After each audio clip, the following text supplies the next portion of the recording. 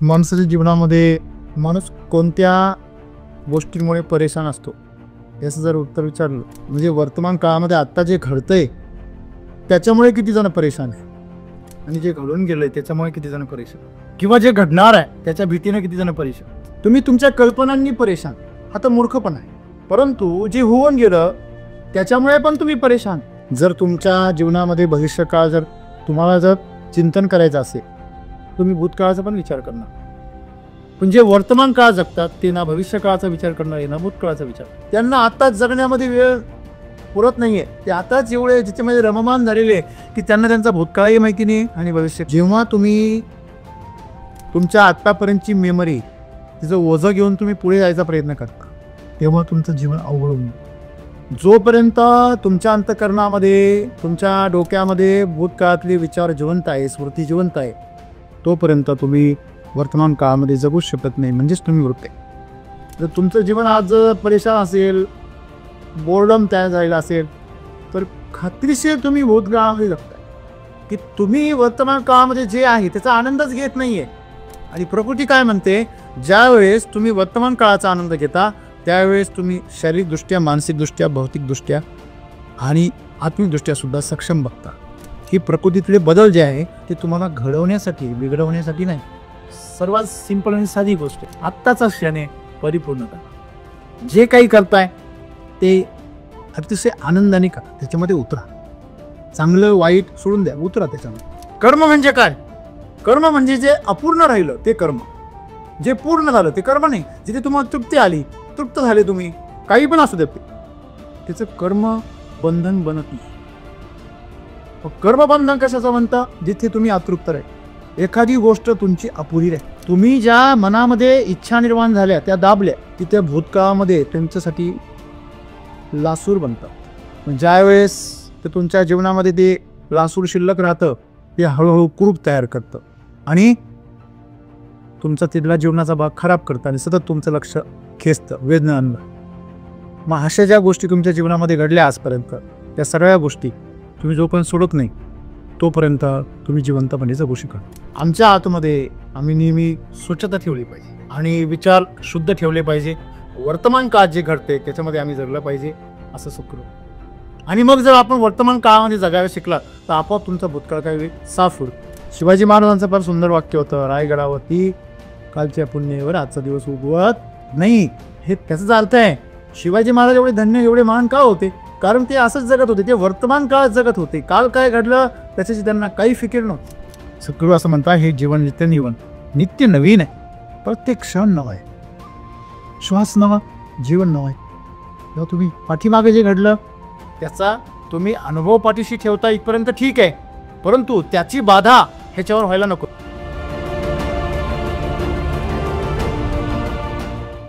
माणसाच्या जीवनामध्ये माणूस कोणत्या गोष्टींमुळे परेशान असतो याचं जर उत्तर विचारलं तर वर्तमान काळामध्ये म्हणजे वर्तमान काळामध्ये आत्ता जे घडतंय त्याच्यामुळे किती जण परेशान आहे आणि जे घडून गेलंय त्याच्यामुळे किती जण परेशान, किंवा जे घडणार आहे त्याच्या भीतीने किती जण परेशान। असं जर बघितलं आपण तर जे घडणार आहे ते तर समोर आलेलंच नाही आहे, त्याच्यामुळे परेशान होण्याचा मूर्खपणा तुम्ही काय करता, हा पहिला प्रश्न।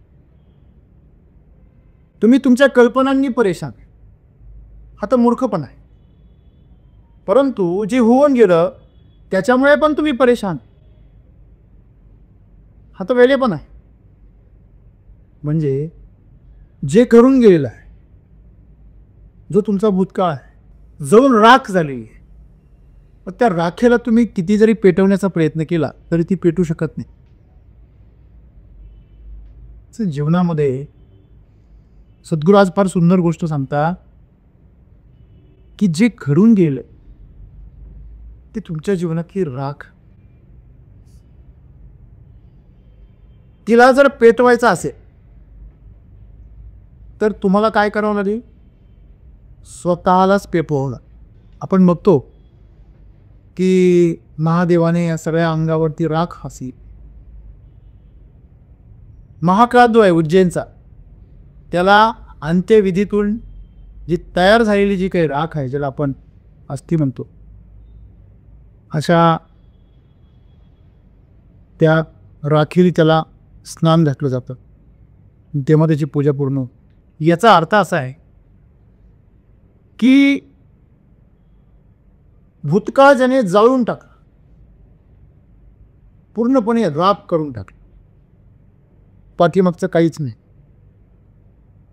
जेव्हा तुम्ही पाठीमागचं सगळं साफ करता तेव्हाच तुमची नवी सुरुवात होऊ शकते.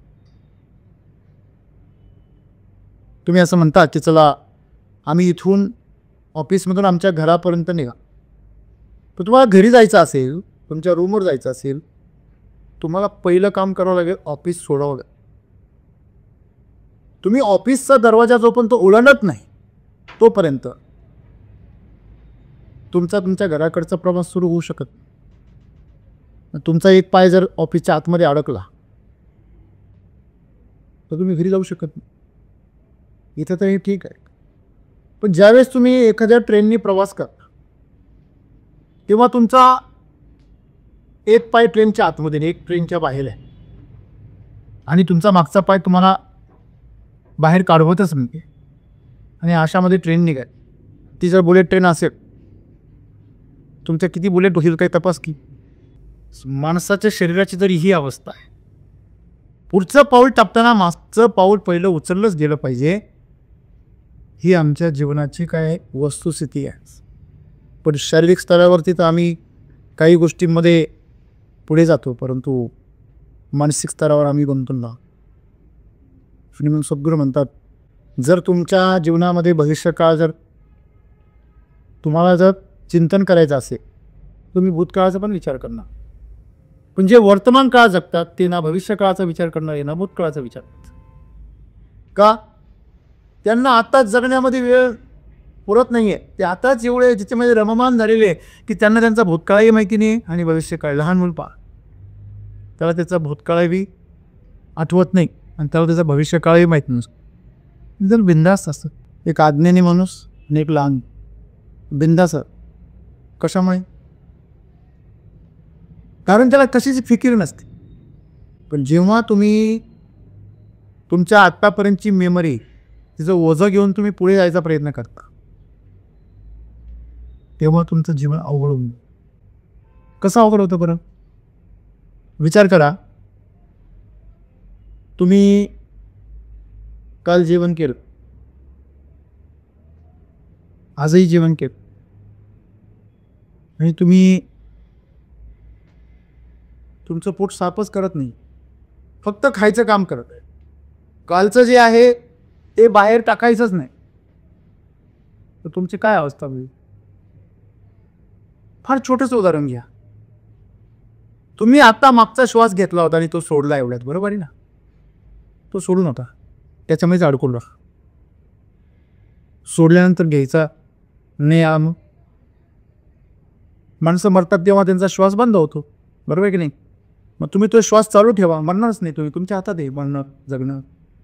म्हणजे तुम्ही ज्यावेळेस श्वास घेता त्यावेळेस तो सोडता आणि मग परत घेता. मग परत घेण्यासाठी सोडण्याची प्रक्रिया अत्यंत महत्त्वाची. जर तुम्ही सोडण्याची प्रक्रिया जर व्यवस्थित नाही केली, अर्धवटच केली, तर अर्धा कार्बन डायऑक्साईड आतमध्येच राहील आणि तो तुमच्या फुफ्फुसांना दूषित करेल, रक्ताला दूषित करेल. आणि मग रामदेव म्हणता सकाळी सकाळी दीर्घ श्वास घ्या. सगळे तज्ज्ञ, शांतीचे उपासक, सगळे मोटिवेशन ट्रेनर सगळे सांगतात की तुम्ही दीर्घ श्वास. सगळे योगी सांगतात दीर्घ श्वास घ्या, परंतु कोणीच सांगत नाही श्वास पूर्ण सोडा. पूर्ण श्वास सोडा तरच तुम्ही पूर्ण श्वास घ्या. पूर्ण श्वास घेण्याची प्रक्रियाच मुळात पूर्ण श्वास सोडल्यानंतरच होतो. आपण श्वास पूर्ण सोडतच बराचसा आदमी आढळलेला असतो. मला सांगा, तुम्हाला अपचन कधी होतं? जेव्हा कालचं खाल्लेलं पूर्ण पचलेलं नसतं त्याच्यावर तुम्ही परत खाता, तेव्हा तुमचं पोट दुखतं. हे बरोबर आहे की नाही? जर कालचं चांगलं पचलेलं आहे, तुमचं शरीर एकदम निरोगी आहे, तर तुम्ही आता खराब जरी अन्न खाल्लं तरी ते पचवण्याची क्षमता शरीरामध्ये आहे. पण जर असं साचत गेलं थोडं थोडं थोडं थोडं थोडं, तर मग तुमच्या शरीराची क्षमता ते पचवण्याची संपत जाते. तुमच्या हृदयामध्ये ब्लॉकेज काय एका दिवसामध्ये होतं का? मी हळूहळू जात. आणि ब्लॉकेज म्हणजे काय, जे कोलेस्ट्रॉल तुमच्या शरीरामध्ये फिरायला पाहिजे, तुमच्या पेशींनी ते खर्च करायला पाहिजे, ते खर्च करत नाही. तुमच्या खात्यावर करोडो रुपये असू द्या, तुम्ही व्यवहार करू नका, काहीच खातं बंद होतं. कळते का मी काय म्हणते? म्हणजे सर्वात महत्त्वाची गोष्ट काय आहे की तुम्हाला वर्तमान काळामध्ये सक्रिय असणं फार गरजेचं. नाही झाला तुम्ही सक्रिय तर प्रकृतीच्या दृष्टीने तुम्ही मृत असता. आणि बरीचशी माणसं त्यांना जीवनाचा असा बोर झालेला आहे, कंटाळा आलेला आहे. तुम्हाला कंटाळा काय तो, कारण तुम्ही वर्तमान काळात जगतच नाही, तुम्ही भूतकाळातच आहे. तुमचं जीवन भूतकाळातल्या गोष्टींमध्ये अडकलेलं आहे. जेवण करताय तर तुम्हाला तो पदार्थ दुसरा कोणीतरी करून दिला होता तो आठव. नाशिकमध्ये वडापाव खाताय तर तुम्हाला तुमच्या गावातला वडापाव आठव. पण जो खाऊ राहिले त्याच्यामुळे तुम्ही कधी एकजीव झालेच नाही.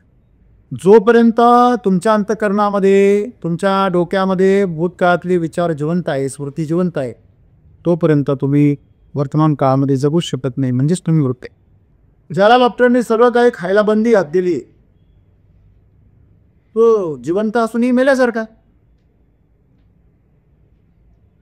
जो सर्व बाजूंनी पूर्णपणे आजारांनी घेरलेला आहे तो जिवंतपणे नरकात आहे. मागता माणसं मृत्यू मागतं, मला मरण आलं तरी बरं होईल असं खूप सारे वेळा लोक म्हणतात. का बरं म्हणतात? कारण वर्तमान काळात त्यांना जे जीवन मिळाले ते जीवन त्यांच्यासाठी ओझं बनलेलं. त्याचं कारण काय? आयुष्यभर त्यांनी फक्त भूतकाळात जगण्याची प्रॅक्टिस केली. भूत म्हणजे काय हो? भूत म्हणजे जे घडवून येईल. आता एक सेकंदापूर्वी जे गेलं ते पण भूतच आहे. म्हणजे वर्तमान काळ म्हणजे तुम्ही आत्ता या क्षणी जो श्वास घेताय तोच, बस. सोडला तो पण नाही. हे एवढं तरल आहे जीवन, एवढं प्रवाहित आहे. तेव्हा ज्यावेळेस तुम्ही नदीमध्ये जाता आणि हात बुडवून पाणी वरती घेता तोपर्यंत नदी बदललेली असते, नदी वाहत असते ना. तुम्ही उचललेलं पाणी ती नदी पुढे येईल. हे कधी कळतं? जेव्हा एखादी वस्तू तुम्ही पाण्यावर तरंगते ती वाहत जाते तेव्हा तुम्हाला कळतं. जिथं तुम्ही वस्तू सोडली तिथं राहते कधी काही क्षणामध्ये पुढे निघून जा. म्हणजे भूतकाळ म्हणजे जे घडून गेलं, मग ती घटना असेल, ती माणसं असतील, किंवा तुमच्या बाबतीमध्ये काही अनुभव असतील जे तुम्हाला हवेसे आहे किंवा नकोसे आहे, काही पण असेल, दोन्ही गोष्टी तुम्हाला सोडतात. चांगल्यात अडकला, वाईटात अडकला, दोघं पण सेम. वाईटात अडकला तर तो दुष्ट स्वभावाचा होणार, चांगल्यात अडकला तर तो वाहवत जा. जो आत्ताचा क्षण आहे त्या क्षणामध्ये जे घडतंय आणि जी परिस्थिती आहे ती परिस्थिती जी माणसं स्वीकारत नाही किंवा तिच्यामध्ये जे आनंद अनुभवत नाही ती माणसं खऱ्या अर्थाने मृत असतात, असं सद्गुरू. जर तुमचं जीवन आज परेशान असेल, बोर्डम तयार झालेला असेल तर खात्रीशीर तुम्ही भूतकाळामध्ये जगताय. जे माझ्या आयुष्यामध्ये काहीतरी चांगले क्षण होते, चांगले अनुभव होते, चांगल्या व्यक्ती होत्या, ते मला आठवत राहतं, किंवा जे वाईट करून गेलं ते मला बोचत राहतं. तुम्ही जर भूतकाळातले चष्मे जर डोळ्यावर घातलेले आहात तर तुम्हाला आत्ताची वस्तुस्थिती दिसणारच नाही. मी नेहमी सांगत असतो की लोक थंडी आली की अरे उन्हाळा बरा असतो बघ, उन्हाळा आला का थंडी बरी होती बघ, परत उन्हाळा कधी म्हणता पावसाळा बरा होता का, धूळ नाही राहत, काही नाही, एकदम स्वच्छ हिरवगार मस्त आहे की नाही. आणि पावसाळा आला का हे काय दररोज पीस पीस पीस पीस पीस, की तुम्ही वर्तमान काळामध्ये जे आहे त्याचा आनंदच घेत नाहीये. आणि प्रकृती काय म्हणते, ज्यावेळेस तुम्ही वर्तमान काळाचा आनंद घेता त्यावेळेस तुम्ही शारीरिकदृष्ट्या, मानसिकदृष्ट्या, भौतिकदृष्ट्या आणि आत्मिकदृष्ट्या सुद्धा सक्षम बघता. ही प्रकृतीतले बदल जे आहे ते तुम्हाला घडवण्यासाठी, बिघडवण्यासाठी नाही. जो मोबाईल कुठलंच रेकॉर्डिंग ठेवत नाही, कुठला डेटा जमा करत नाही, तो कधी भरतो का? पण आजकाल आपण बघतो प्रत्येकाचा मोबाईल काय होतो, मेमरी कार्ड फुल. कशामुळे? भूतकाळामुळे. प्रत्येकाला विचारा, तो म्हणतो नाही माझं पूर्वीचं आयुष्य लय चांगलं होतं. विचारा पण प्रत्येकाला, नाही लहानपण फार भारी होता, कॉलेज भारी होतं, नाही हायस्कूल भारी होतं, आता इथून गेले का की नोकरी भारी होती. मी नेहमी सांगतो की जर मी एखाद्या उंच बिल्डिंगमध्ये गेलो आणि तिथे गेल्यानंतर मला जर कळलं की लिफ्ट बंद आहे, तर मला आणखी आनंद होतो आणि मी त्या त्वेषाने त्या पायऱ्या चढायला सुरुवात करतो. नेहमीपेक्षा जास्त वेळ नाही. मी ऑलवेज चॅलेंज देतो शरीराला किंवा मनाला, त्याच्यामुळे मी नेहमी जिवंत राहतो. मग काही माणसं जिवंतपणे मुरदाळ असतात, त्यात तोंड सोडलेलं असतं, त्यांचं कायम 12 वाजलेलं असतं. कधी कधी त्यांचा 1-2 वाजतात, कधी कधी. ते कशामुळे त्यांचं 12 ते मागं पुढं होतात ते त्याच त्यांनाच माहिती. बाकी इन जनरल त्यांचे कायम 12. जणू काही अख्ख्या जगाचं ओझं हे चालवतं. मित्रांनो, सर्वात सिंपल आणि साधी गोष्ट आहे काय, आत्ताचा क्षण आहे परिपूर्णता. जे काही करताय ते अतिशय आनंदाने करा, त्याच्यामध्ये उतरा. चांगलं वाईट सोडून द्या, उतरा त्याच्यामध्ये. माणसाची समस्या अशी आहे की जीवनामध्ये बोध निर्माण का नाही होत, कारण प्रत्येक गोष्ट कच्ची का अर्धवट. आमच्या दादांचं हे वाक्य मला नेहमी आठवत, वडिलांचं. ते म्हणजे एखादी इच्छा झाली ना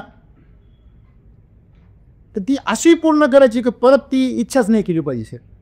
किंवा म्हणा जिलेबी खायची इच्छा झाली तर हॉटेलमध्ये जायचं आणि डायरेक्ट 1 किलो मागवायची, उरली पाहिजे, खाय. थोडक्यात सांगायचं काय की तुम्ही भूतकाळामध्ये का जगता, कारण तुम्ही अर्धवट अनुभवातून जाता, कच्चा अनुभव. तुम्ही जर पिकलेला आंबा खाल्ला असेल अतिशय सुंदर असा, तर तुमची परत इच्छा वासना नाही होणार. पण तुम्ही जर अर्धा कच्चा पिकलेला, अर्धा आंबट, अर्धा गोड, वेगळा चिक निघाला, तोंड हसलं.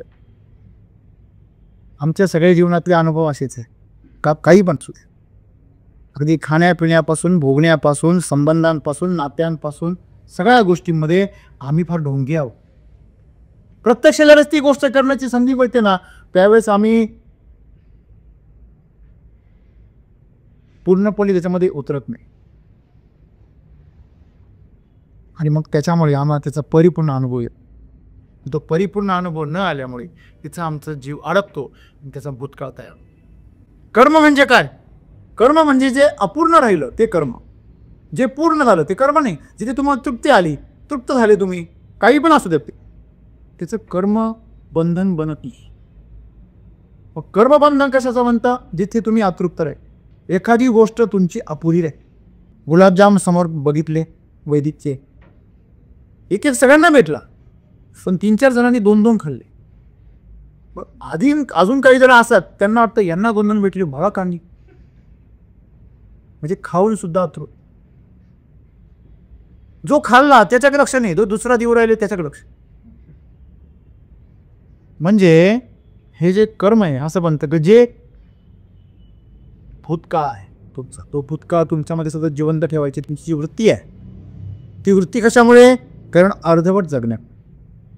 बरीचशी लोक स्वतःच्या भावनांचं दमन करतात, दाबतात. का रे बाबा? नाही मग ते सभ्य वाटतं का? हां, ते लोक काय म्हणते? आणि मग आतमध्ये मनामध्ये चाललेलं, बाहेर वेगळं, अशा प्रकारचं जीवन जगतात. आणि त्याच्यामुळे काय होतं? मग तुम्ही ज्या मनामध्ये इच्छा निर्माण झाल्या त्या दाबल्या, तिथे भूतकाळामध्ये त्यांच्यासाठी लासूर बनतात. पण ज्यावेळेस ते तुमच्या जीवनामध्ये ते लासूर शिल्लक राहतं, ते हळूहळू कुरूप तयार करतं आणि तुमचा तिथला जीवनाचा भाग खराब करतं आणि सतत तुमचं लक्ष खेचतं वेदनांवर. मग अशा ज्या गोष्टी तुमच्या जीवनामध्ये घडल्या आजपर्यंत, त्या सगळ्या गोष्टी तुम्ही जोपर्यंत सोडत नाही तोपर्यंत तुम्ही जिवंतपणे जगू शकता. जिवंतता अनुभवू शकत. आपण सर्वांनी लक्षात ठेवलं पाहिजे की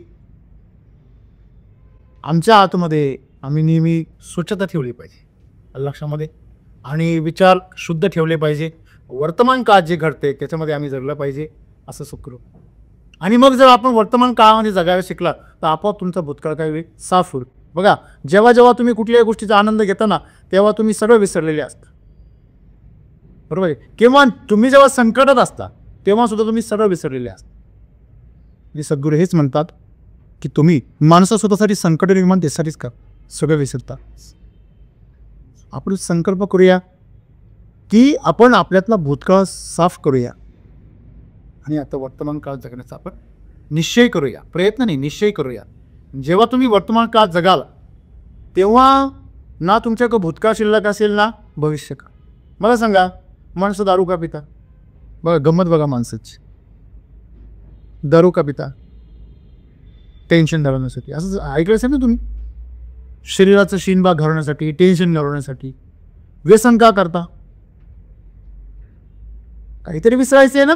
कुठलीही गोष्ट जी आम्ही आमच्या शरीराला बेशुद्ध करण्यासाठी करतो त्याचा मागे उद्देश काय की जे डोक्यामध्ये चाललेलं आहे ते वादळ काय झालं पाहिजे, शांत झालं. काही जण नस कापतात, काही जण असे ब्लेड मारून घेतात. तुम्ही पाहिलं असेल. इथं चाललेल्या वेदनांपेक्षा जास्त वेदना कुठे मिळतील ते बघतात. सिगरेट ओढतात. कशामुळे? त्या धुरामध्ये त्याला माहिती हा कॅन्सर आहे. तो म्हणतो या डोक्यात चाललेल्या भणभणीपेक्षा कॅन्सर बघा.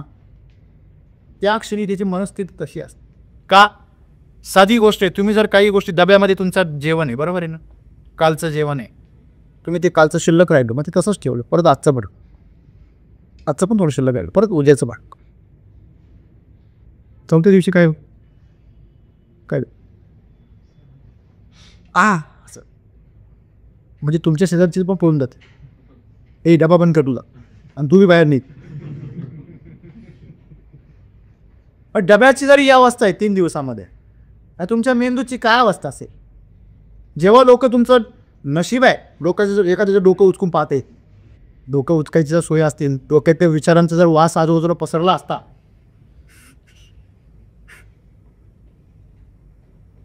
तर आपण एकमेकापासून दूर पळाव.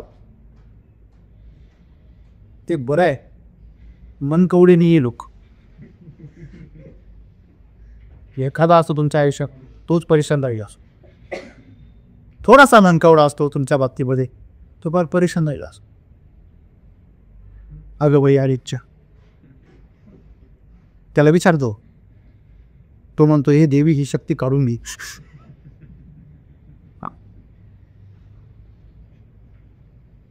अगं बाई अरेकच्याच नाही, अरे बाबा पण आहे, बाबाची पण तीच अवस्था आहे. बनबन बनबन. त्याच्याशिवाय का दारू पितो, त्याच्याशिवाय का व्यसन करतो. म्हणजे भूतकाळातली जी घाण आहे, भूतकाळामध्ये चांगलं काय असू शकत नाही. काय वाटतं तुम्हाला? तुम्ही किती बी सुंदर फळ असू द्या, भाजी असू द्या, एकदम चविष्ट, एकदम अशी हा, आणि ती तुम्ही तशीच ठेवा स्टोअरमध्ये. 3 दिवसामध्ये 4 दिवसामध्ये काय होईल?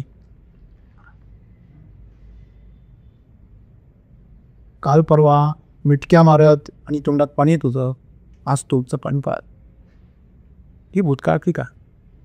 मग जसं तुम्ही हे भौतिक जगतामध्ये असं काही अनुभव, तसं मानसिक जगतामध्ये तुम्ही का समजून घेत नाहीत की आपण ही सगळी घाण साचवून ठेवतोय.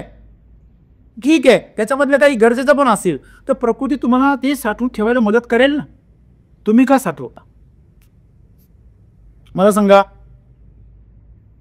जसं आपण सर्वजण कुठे आहोत? या ब्रह्मांडामध्ये, या प्रकृतीमध्ये, या पृथ्वीवर, बरोबर आहे.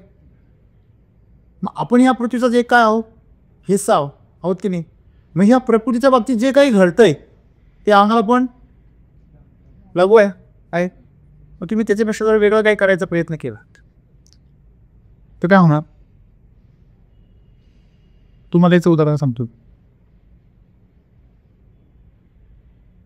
कधी कधी आपण एखाद्या गाडीमध्ये फार मोठं गवताचा भारा असतो, पूर्ण उंच असं रचलेला असतो आणि त्याला नाडा बांधतात लोक बघा. किंवा एखाद्या विहिरीमध्ये फार 2-4 जण मिळून मोठं काहीतरी दगडवर ओढतात किंवा पाणी मोठ्या प्रमाणामध्ये ओढण्यात प्रयत्न करतात, तेव्हा सगळेजण मिळून नाड्याने ओढतात. जर चुकून जर नाळा सटकला आणि 1-2 जणांच्या जर हातामध्ये राहिला तर हाताचे काय घेऊन जातो? कातर सोडून सुद्धा. हे भूतकाळ असा आहे. पुढे येतोय तो पण चांगला आहे, जर मागे सटकला ना तुमचं आयुष्य उद्ध्वस्त होऊन जा. म्हणून जे गरजेचं आहे ते तुम्हाला मिळणारच आहे. तुम्ही ह्या प्रकृतीचा हिस्सा आहे. गुरुत्वाकर्षण शक्ती कशा करताय? तुम्हाला थांबून ठेवण्यासाठी आहे. पण तिने तुम्हाला चालण्यापासून अडवलंय का? ती तुम्हाला पकडून पण ठेवलंय आणि चालू पण देते. किती गंमत आहे. आज तुम्ही पृथ्वीवर कशामुळे? तसा विचार जर केला तर तुम्ही खालच्या बाजूने का वरच्या बाजूने सांगावर? म्हणजे पृथ्वीच्या खालच्या बाजूने का वरच्या? पृथ्वी व आकाशामध्ये तरंगती आहे, माहिती आहे? माहिती आहे ना? पृथ्वी जर आकाशामध्ये तरंगती आहे, ती गोल गोल फिरते वरून परत, आणि तिचं स्पीड काय माहिती आहे तुम्हाला? Hello, 500-1600 kilometre. हॅलो, पुरी कल्पना करा. ती जाहिरात आहे ना एक परफ्यूमची, सब कुछ तो है.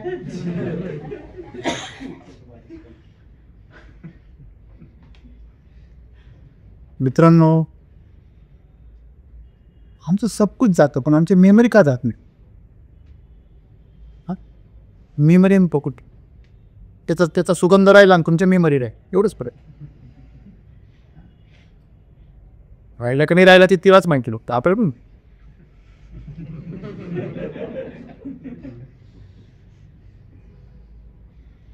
शेवटी अभिनय असतो.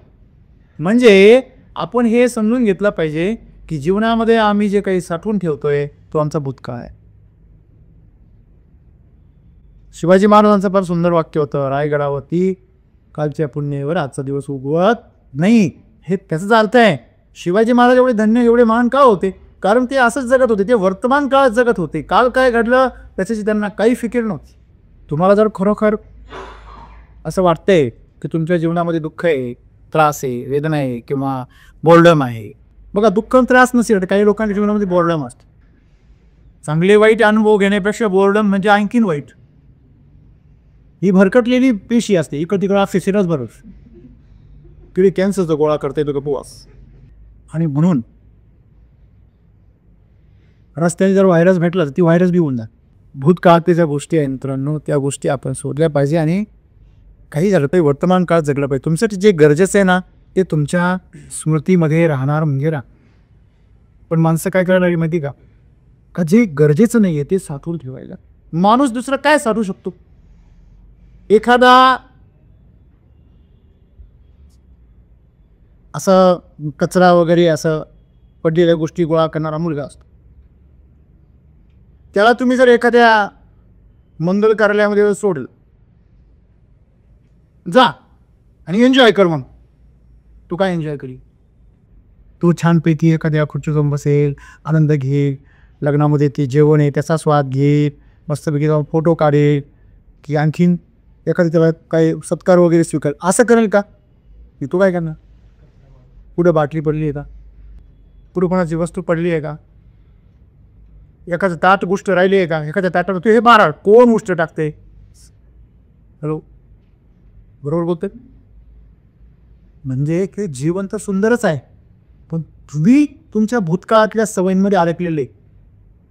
जसं त्या भिकाऱ्याने काय लॉटरी लागली, त्याला विचारलं आता उद्या कारमधून तू कुठे जाणार? तो म्हणे जिथे भीम मागवतील जा.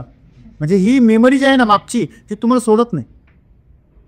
बाहेरून श्रीमंत म्हणता एकदम आतून श्रीमंत आणि आतून श्रीमंत तुम्ही वर्तमान काळ येऊ शकता. असं सगळं असं म्हणता हे जीवन नित्य नवीन आहे. प्रत्येक क्षण नवा आहे, श्वास नवा, जीवन नवा आहे.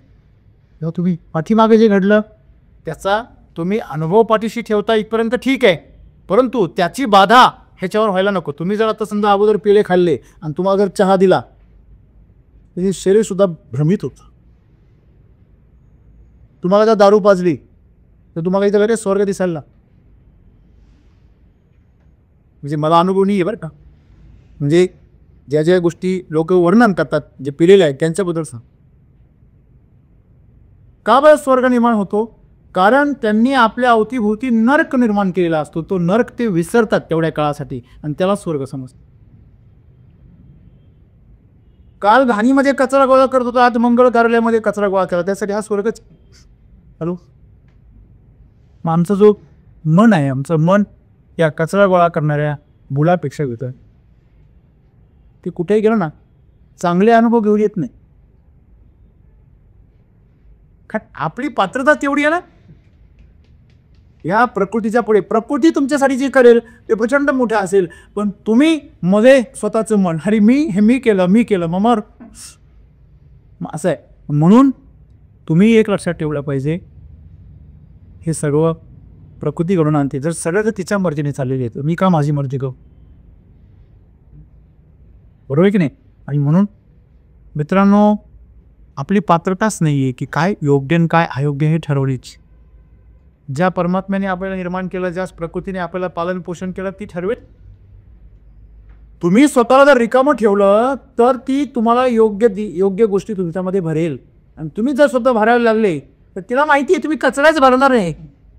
कारण तुमचा परिचय कचऱ्याचीच आहे. पैसा काय हो? पैसा कचरा आहे. तुम्ही म्हणा सर मग फेका बाहेर, आम्ही घेतो. किती दिवस घ्या, किती घ्या? 1 लाख टाकले घ्याल, 10 लाख टाकले घ्याल, 1 कोटी टाकले घ्याल, 100 कोटी टाकले तर त्याच्यामध्ये गुदमरून मागा. एका माणसाला वरदान भेटलं देवाचं, ती सकाळी उठल्यापासून जमीन नाही त्याला ना, आयुष्यभर मजुरी करत होता, मग त्याला वरदान भेटलं देवाचं की गजानन महाराज प्रसन्न झाले आणि म्हटले, कारण जमीन तिकडंच आहे ना त्याला, म्हणून मराठवाड्यात. त्या मजुराला सांगितलं तू उठल्यापासून संध्याकाळी दिवस मावळेपर्यंत जेवढं चालत जाशील तेवढी जमीन तुझी. त्यांनी काय केलं असं सांगायची गरज आहे. तो वाटच बघत होता सकाळी, खाऊन पिऊन तर एकदम पाणी बिणी पिऊन 1 बाटली संगच निघाल. मग असा पळत राहिला 3 तास पळत राहिला. ऊन डोक्यावर आलं. पाण्याची बाटली केव्हा संपून गेली होती. शरीराचं टेम्परेचर वाढलं. आता मराठवाड्यात विदर्भात ऊन किती राहतं सांगायची गोष्ट आहे का?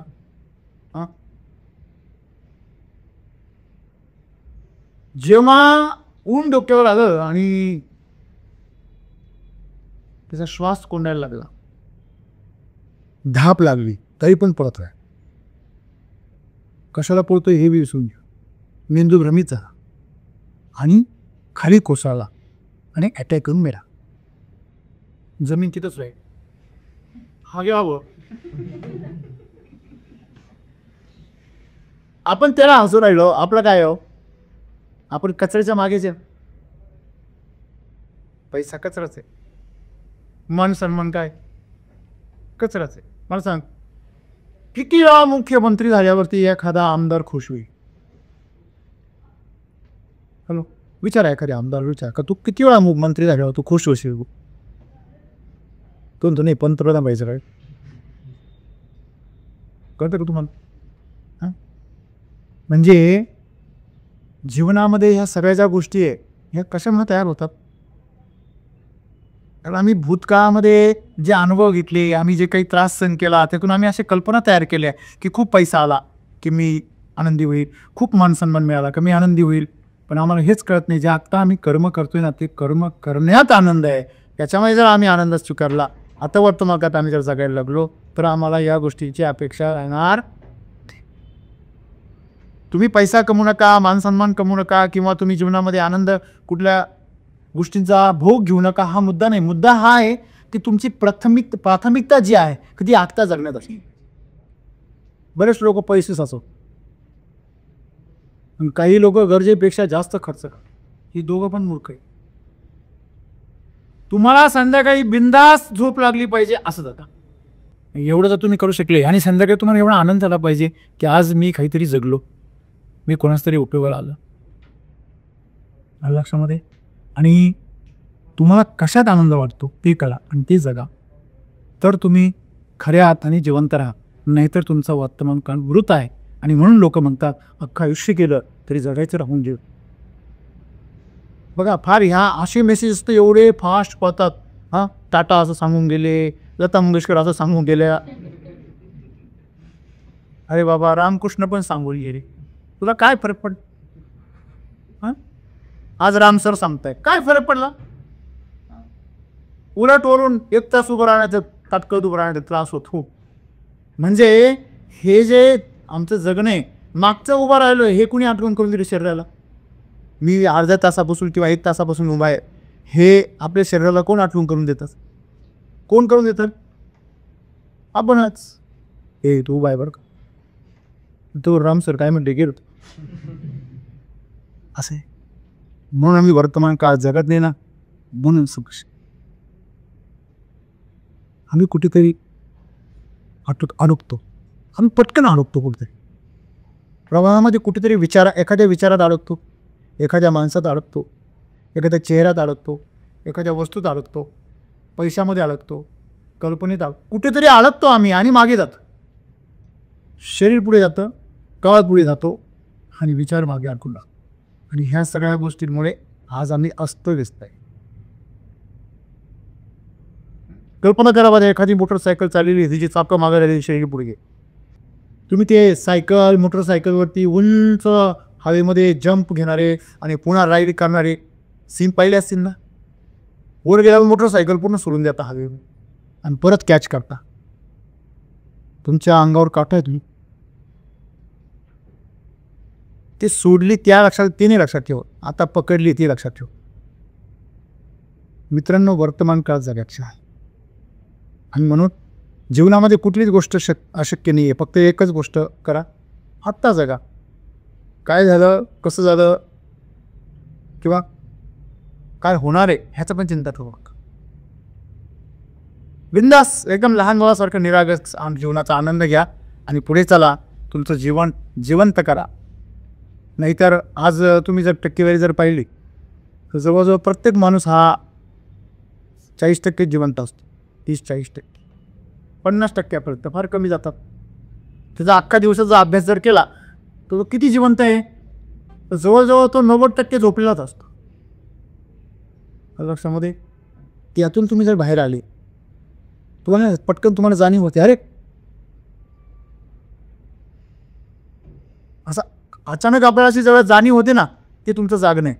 ते तुम्ही जागणं किती वेळ टिकून ठेवतात ते जी बस. बाकी सगळं कर्म आणि बंधन आणि मृत काळ आहे.